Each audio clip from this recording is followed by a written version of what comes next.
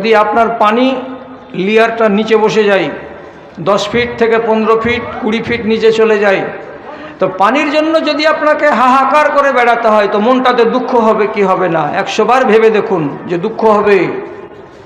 যদি হাওয়া আল্লাহ রাব্বুল আলামিন গরম করে দেন, যেমন চৈত্র মাসের দিনে হাওয়া গরম হয়ে যায়, দেশ উত্তপ্ত হয়ে যায়, তখন আপনার বাঁচতে, আপনার ঘরে আরাম করতে, নিদ্রা যেতে বড্ড কষ্ট হয়।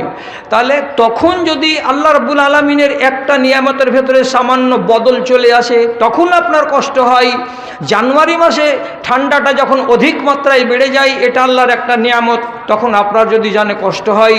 তো তাহলে ইসলাম যদি কম বেশি হয় তো আপনার জানে কষ্ট হওয়া লাগে না লাগে না, এ কথাটা আপনাকে ভাবতে বলছি। নিশ্চয়ই ইসলামকে আপনি নিয়ামত বলে মানুন। এবার আপনি হয়তো বলবেন কি মূলে এটা